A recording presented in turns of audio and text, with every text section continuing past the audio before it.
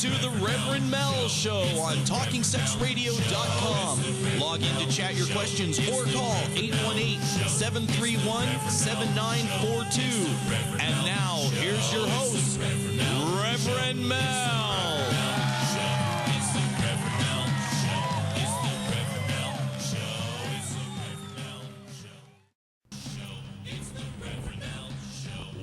To the Reverend Mel Show on TalkingSexRadio.com. Log in to chat your questions or call 818-731-7942. And now, here's your host, Reverend Mel.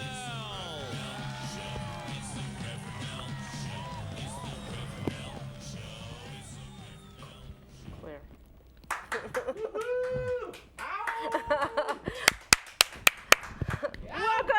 Welcome to the Rev Mel Show, sponsored by TSRnetwork.com, where real people talk about real sex with real kinky people. What a fucking week! It rained, it rained, it rained, it rained, it rained, it rained, it rained, it rained. And I got a sinus infection that was like absolutely wild and crazy. It was maddening.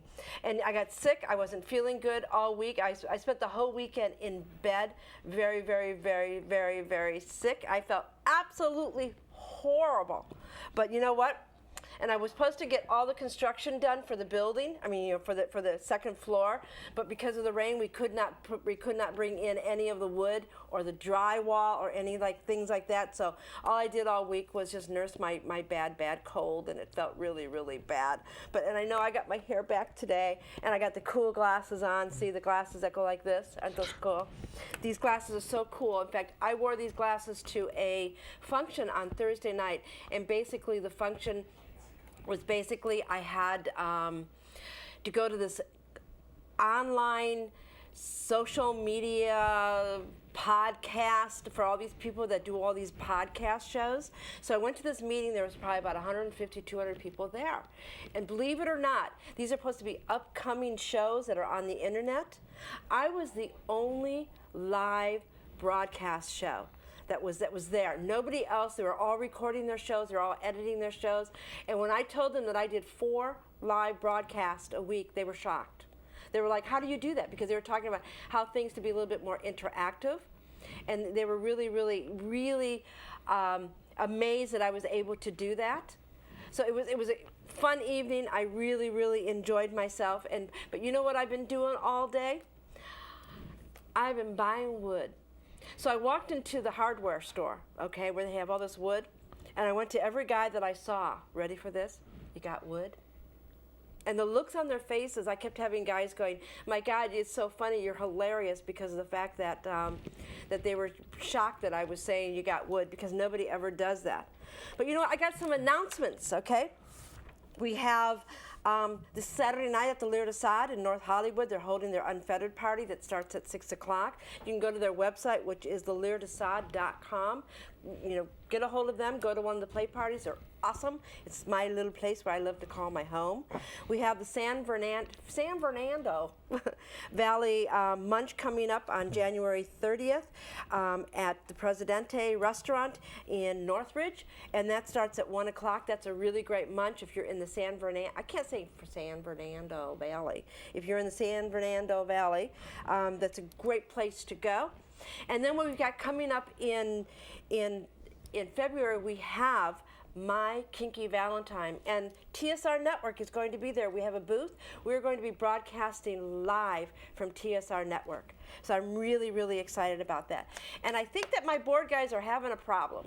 They need to bring up the source, right? They lost my source. If you look down, if you guys give me a couple seconds, if you look down at the bottom of the corner, you'll see at the left-hand corner of the thing, you'll see source. Click on that and that will pop it right open. But you know what? We lost our board guy this week, and we got a new board guy in. He's learning, so if it's any problems, don't, you know, this is fly by night. This is, I tell him, ready for this? We can fix it in post. If you fuck up, we can fix it in post. But we've got lots of people that have joined.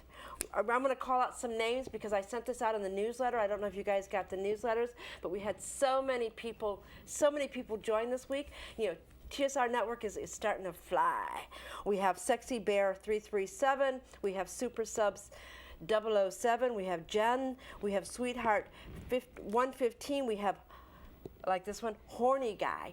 Why do they always put Horny Guy? We have Hole. I wonder what they like to do.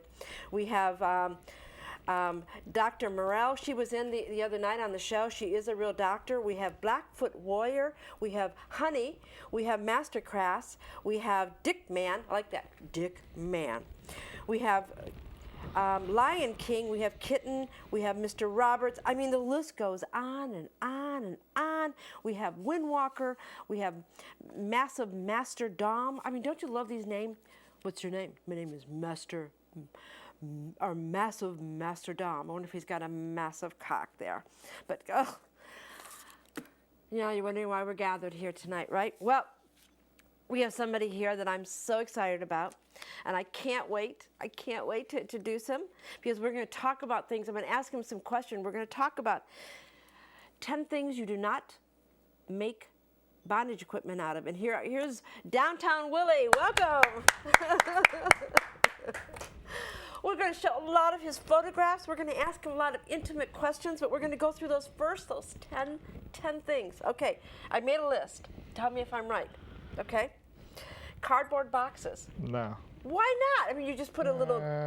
No. With Scotch tape? No. Can't you just put bondage somebody? Could you bondage somebody up with Yeah, one? you could put somebody in the box, I suppose, but no, it's too dangerous. Get paper cuts, maybe. Even if we took like 10 cardboard boxes and put them together? Yeah, but it's still pretty cheesy, you gotta admit. Okay, rubber bands. No. We could just tie someone to a table with rubber bands? I think you'd lose blood and important parts. Okay, Velcro. No, good for stripper clothing, not good for bondage. Can't I just Velcro somebody up to the suspension and Velcro them? Maybe if you wrapped a midget in Velcro and threw them at a Velcro wall. I think they had Velcro stuff you could throw some. Yeah, I'll get some hate mail from midgets now. Oh no! But I love midgets. I haven't had a midget on my show. I want a midget on my show. I'm gonna do midget porn. No, just joking. No. Midget bondage porn. Well, I've got a few good friends who are midgets. I'll see what I can hook you up with. Well, they're saying in the chat room that cardboard's no good because it gets wet. Yeah, if you're a squirter. Yeah, squirter, pussy juice, all 9 yards. Yeah. Not good. It smells kind of funny when it gets wet. Oh, pussy juice on the cardboard. Yeah. 2x4s. Why not 2x4s? Just cheesy. They're so 80s. Done. That's It's bad. so 80s. It's bad bondage on a budget. No. Oh, you better not look around I'd here. say if you get splinters, and it's always no good. Can you sand it down and lacquer it? Would it still look like a 2x4? It's still a 2x4. Okay, if I took it and got a saw and I did one of those grooves in it and I put a pattern in it, would it still look like a 2x4? To me, it would. You can make some pretty things out of 2x4s, but bondage equipment, no. No? It's just that's days gone by. Oh, duct tape. Yeah. Can you make a bondage equipment out of duct tape? Not really. And then you get that sticky stuff all over everything in your house, and that's hard to get out of the carpet, you know. Yeah, I like to do whole body encasement of duct tape. That's a lot of fun. That's good, especially when you pull it off and you know. Oh, especially if they got hair on their chest. Okay, now, what about this? You know, you get all these boxes of like computers and they have styrofoam. Can I make a styrofoam bondage bed? Nah, I think it would just be too lumpy and hard. I don't think that'd be fun. Too lumpy and hard? Yeah. Yeah, and trying to get all the same sizes would be kind of, and then when you do that noise, yeah, it goes. you could cut them, but then you'd have all that crap all over the place. It'd be worse than sawdust. It would just stick to everything, so. And you could put a midget on that, though, because it'd be like a little bit less, you know. Yeah. Sorry, midgets. Yeah. Okay, they go, yes, duct tape, it's great. It comes in purple. Yeah, I love purple. Yeah. Thumbtacks. Yes and no, because I on furniture that I build, I use the French nails, which are essentially our thumbtacks if you look at them, pretty much, for the details. You see little chrome little heads on the upholstery. They're pretty much just an industrial thumbtack sort of. So yeah, I guess you could use those. But is that for the look of it, or is that for really holding it? Originally, the intent of those nails were for holding fabric to the upholstery, like on chairs and stuff. But I use them more or less as a detail in a design sort of a way. Oh boy, do you do beautiful designs. We're going to be showing some photographs of some of his designs that are absolutely incredible. Okay, we all have these at the house, lounge chairs. In the backyard, you know, they're rusty, you know, they're kind of... They're just cheesy, and then that fabric stuff always rips when you go to use them after they've been sitting out there for 10 years. But what if we go and buy some really cheap vinyl and just like wrap it up with cheap vinyl? It's still not getting my nipples hard. It's just not. This is just my personal views here, not anybody else's. Okay, do you remember when they used to have a lot of plastic dining room tables? What about an old plastic dining room table? No. I mean, you can use a real dining room table, but plastic, that's kind of scary. It could break and hurt somebody. Okay. I know when I was a kid, my sister had all this plastic 60s furniture, and she left it outside to put the plants on, and somehow she was washing the porch and left all this stuff, and I tripped over it and fell backwards, and the thing broke and shattered. I had shards. Wow. It was nasty. So The weather can damage it. yeah, it was like falling in a pit of knives. I mean, I had pulled pieces out that were like 3 inches long out of my arm. I had to go to the doctor and get stitched up. Ooh. So Not good. Not a good thing. No. So California has a lot of these surfboards. We have all got surfboards in our closet that we've never used. I guess if you got to spank somebody really big, you could use it for a paddle. I don't know. I don't. You could tie them up with something and send them adrift and let the sharks play with them. I guess. I don't know. But, Oh, no. Okay, there are some people in the chat room. You know what? You got a lot of women in this chat room. Yeah. You know, what is it with you and women? I don't know. I think it's the furniture thing. I think it's second to shoes. I think they just get wet when they hear furniture. We have Leonora, ma'am. We have Mistress Topaz. We have Sub Blaine. We have, I can't read it. Asylum? I can't. And these aren't real glasses, by the way. We have Mistress Leah, we have Wifey, we have Robert, we have Imp, we have Living Dead Girl, we have Dane, and we have Rodser. Welcome you guys to the chat room on TSRnetwork.com. And we have Master Gra, which is he's working the board, and he's also working the chat room. So be kind to him tonight. He is underneath stress. So let's talk about you. Okay, what do you want to know? Are you guys ready for the sexual questions? Uh-oh. So start out with the hard stuff first. We're always going to start out with the hard stuff because then we go to the easy stuff. Okay. Okay. How old were you when the first time you've ever had sex with somebody? I was 16. 16? Was it someone you were dating for a while? Yeah. Yeah? Yeah. A lot older than me. Oh. Yeah. How much older? Oh, about 10 years older. About 10. Are you native born California? Yeah. Santa Monica, California. I've lived here in Los Angeles all my life. Were you a surfer? Yeah, skater. Yeah.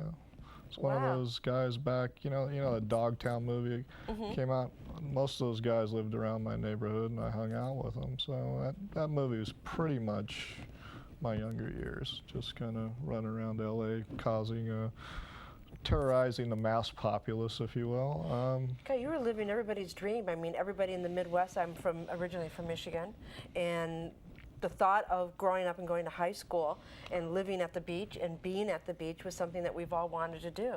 You were living everybody's dream. Yeah, I was having fun. It was, it was the 80s. You had skateboarding and punk rock, and that's pretty much an LA thing, I think. I think there was a lot of it in the Midwest, skateboarding stuff. But, I had a skateboard, but I only went on it a few times. Yeah. It wasn't very good. It was like, this is hard. I was one of those nuts that would go skateboarding in swimming pools, And yeah. oh my God. Yeah. Venice Beach? Well, in Playa del Rey there was a skate park, and just all over the place, anywhere I could find a swimming pool, break into somebody's backyard, drain the water, and go for it, so that was craziness. Did you ever break anything by skateboarding? No, not really. I took a couple good falls, but that was about it. I mean, I did the splits one time. It kept me off my legs for about a week. I just